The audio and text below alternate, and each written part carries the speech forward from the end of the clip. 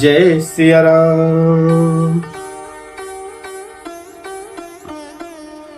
इस तरह करोड़ों कुटिलपन की बातें गढ़ छोड़कर मंथरा केकई को उल्टा सीधा समझा दिया और सैकड़ों सौतों की यानी सौतन की कहानियां इस प्रकार बना बना कर कही जिस प्रकार विरोध बढ़े। भावी बस प्रीति उर आई, पूछ रानी पुनि शपथ देवाई। होनहार वश केकई के मन में विश्वास हो गया। रानी फिर सौगंध दिलाकर पूछने लगी, मंथरा बोली, क्या पूछती हो? अरे तुमने अब भी नहीं समझा? अपने भले बुरे को अथवा मित्र और शत्रु को इतना तो पशु भी पहचान जाते हैं। भयो पाखु दिन सजत समाजो, तुम पाए सुधि मोहि सन आजो।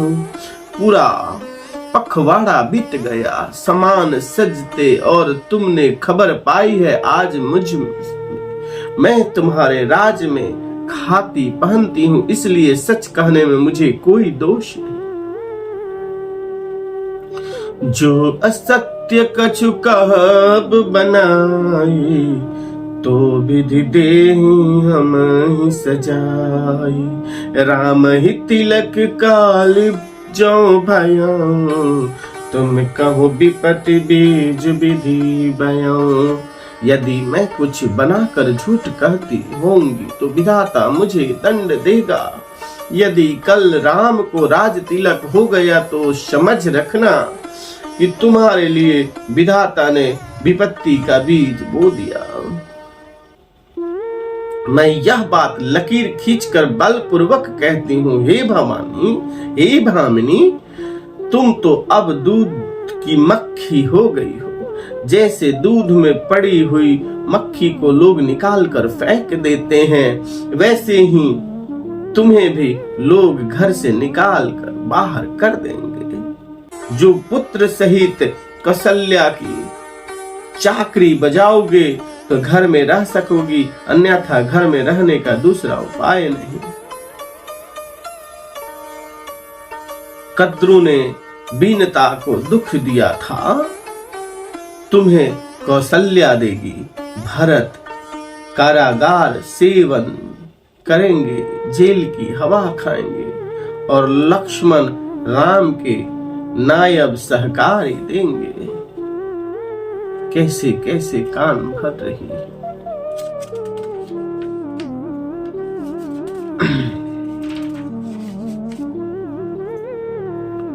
केकई मंथरा की कड़वी बानी सुनते ही डर कर सूख गई, कुछ बोल नहीं। शरीर में पसीना हो आया और वह केले की तरह कांपने लगी।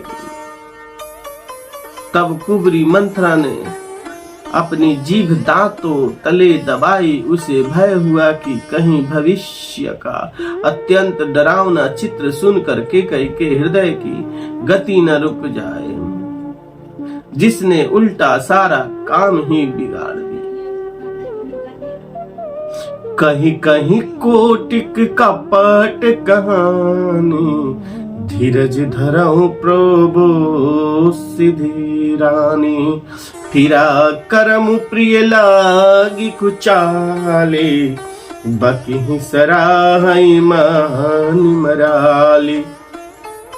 फिर कपट की करोड़ों कहानियां कह कह कर उसने रानी को खूब समझाया कि धीरज रखो, केकई का भाग्य पलट गया। उसे कुचाल प्यारी लगी। वह बगुली को हंसनी मानकर, बैरिन को हित मानकर उसकी सराहना करने लगी।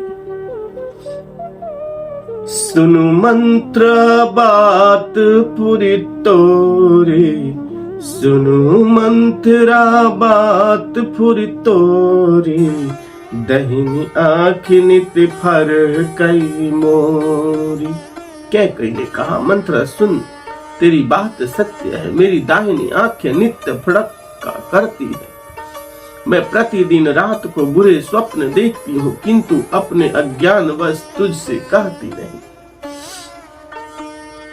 काह करो सखी सूध सुभाव, दाहिन बाम न जानो काऊ। सखी क्या करूं, मेरा तो सीधा स्वभाव है, मैं दाया बाया कुछ भी नहीं जानती। अपनी चलते जहां तक मेरा वश चला, मैंने आज तक कभी किसी का बुरा नहीं किया। फिर न जाने किस पाप से दैव ने मुझे एक ही साथ यह दुसह दुख दिया। नैहर जन्म भरब बर जाए, जियतन कर बिसवती सेवकाए। अरि बस दयु जीवावत जाही, मरण ने की ते जीवन चाही। मैं भले ही नैहर जाकर वहीं जीवन बिता दूंगी, पर जीते जी अपनी सौतन की चाकरी नहीं करूं। दैव जिसको शत्रु के वश में रखकर जिलाता है, उसके लिए तो जीने की अपेक्षा मरना ही अच्छा है। रानी ने बहुत प्रकार के दीन वचन कहे, उन्हें सुनकर कुबरी ने त्रिया चरित्र फैलाया। वह बोली, तुम मन में ग्लानि मानकर ऐसा क्यों कह रही हो? तुम्हारा सुख सुहाग दिन दुना होगा। जी राउर अति अनभलता का, सोई पाई फल परिपाका। जब ते कुमत सुना मैं स्वामिनी, भूख न बासर नींद न जामनी। जिसने तुम्हारी बुराई चाही है, वही परिणाम में यह बुराई रूप फल पाएगी। ही स्वामिनी, मैंने जब से यह कुमत सुना है, तब से मुझे न तो दिन में कुछ भूख लगती है और न ही रातों में नींद ही आती है। मैंने ज्योतिषियों से पूछा तो उन्होंने रेखा खींचकर गणित करके अथवा निश्चय पूर्वक कहा कि भरत राजा होंगे। यह सत्य बात है। हे भामिनी, तुम करो तो उपाय मैं बताऊं, राजा तुम्हारी सेवा के बस में ही है। परं कूप तुम बचन पर, सकऊं पूत पति त्यागी। कहसी मोर दुख देखी बड़, कस न करब हित लागी। के कई ने कहा, मैं तेरे कहने से कुएं में गिर सकती हूँ, पुत्र और पति को भी छोड़ सकती हूँ। जब तू मेरा बड़ा भारी दुख देखकर कुछ कहती है, तो भला मैं अपने हित के लिए उसे क्यों न करूंगी। कुबरी करी कबूली के कपट छोर और पाहन टे। लखन न रानी निकट दुख कैसे, लखई न रानी निकट दुख कैसे। चरही हरित तीन बलि पशु जैसे। कुबरी ने कैकई को सब तरह कबूल करवाकर, अर्थात बलि पशु बनाकर कपट रूप छुरी को अपने कठोर हृदय रूपी पत्थर पर टेया। उसकी धार को तेज किया। रानी कैकेयी अपने निकट के शीघ्र आने वाले दुख को कैसे नहीं देखती। जैसे बलि का पशु हरी हरी घास चरता है, पर यह नहीं जानता कि मौत उसके सिर पे मंडरा रही है। सुनत बाद मृदु अंत कठोरी, देती मनहु मधुमाहुर घोरी।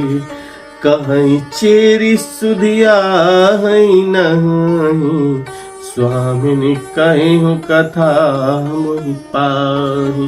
मंत्रा की बातें सुनने में तो कोमल है, पर परिणाम में कठोर भयानक है।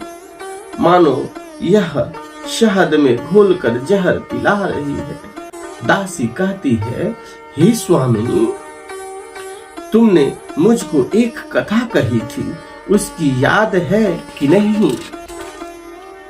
तुमने 2 वरदान राजा के पास धरोहर है।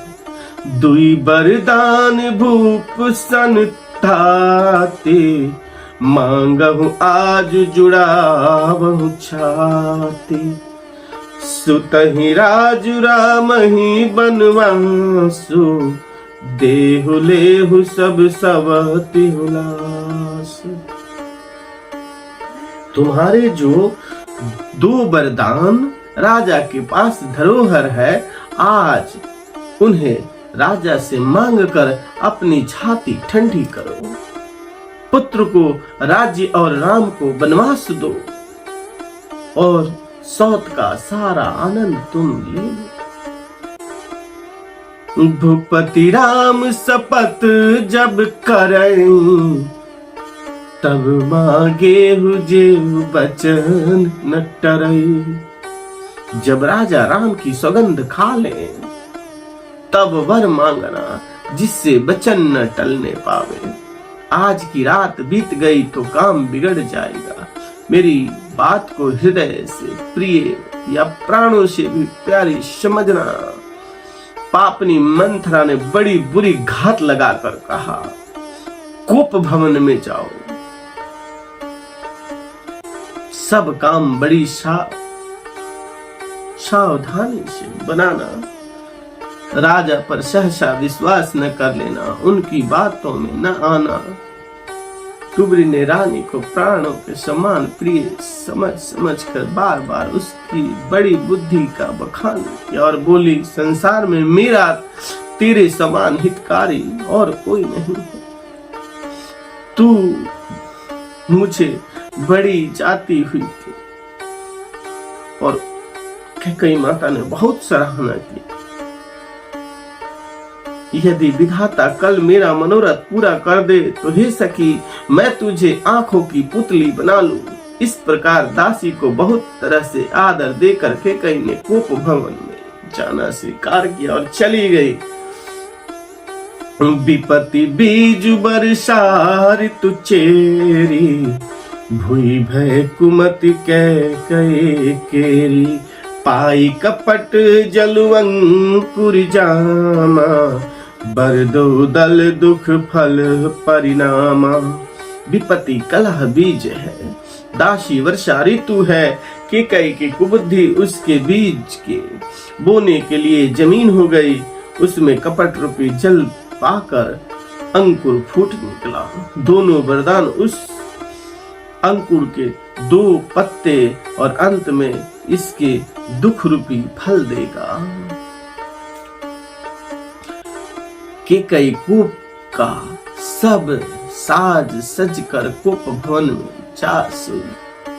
राज्य करती हुई वह अपनी दुष्ट बुद्धि से नष्ट हो गई। राजमहल और नगर में धूमधाम मच रही है। इस कुचाल को कोई कुछ नहीं जानता। बड़े ही आनंदित होकर नगर के सब स्त्री पुरुष शुभ मंगल चार के साज सज रहे हैं। कोई भीतर जाता है, कोई बाहर निकलता है। राजद्वार में बड़ी भीड़ हो रही है। बाल सखा सुनिए, बाल सखा सुनिए हर शाही, मिली 10-5 राम पहचानी।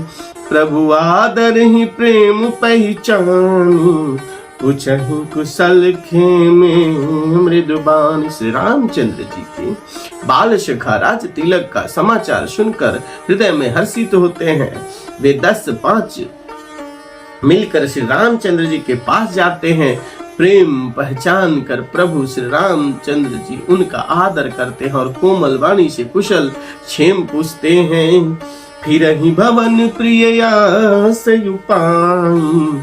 करत परस परिराम बड़ाई, अपने प्रिय सखा श्री रामचंद्र जी की आज्ञा पाकर वे आपस में एक दूसरे से श्री रामचंद्र जी की बड़ाई करते हुए घर लौटते हैं और कहते हैं, संसार में श्री रघुनाथ जी के समान शील और स्नेह को निभाने वाला कोई नहीं। भगवान हमें यही दे कि हम अपने कर्मवश भ्रमते हुए जिस जिस योनि में जन्मे वहां उस योनि में हम तो सेवक हो और सीतापति श्री रामचंद्र जी हमारे स्वामी और यह नाता अनंत निभ जाए। अस अभिलाषु नगर सब कहूं के कही सुता हृदय अति दाहू को न कुसंगति पाई न साई रही न नीच मत चतुराई। नगर में सबकी ऐसी ही अभिलाषा है, परंतु कैकई हृदय में बड़ी जलन हो रही है। कुसंगति पाकर कौन नष्ट नहीं होगा भला, नीच के मत के अनुसार चलने से चतुराई नहीं रह जाती। दोहा, आज इसी दोहा पे विश्राम देंगे। साँझ समय सानंद्र निपु गयो के कई गे हम गवनु निठुरता निकट किए जनु धरि देश ने हम। सियावर रामचंद्र की जय।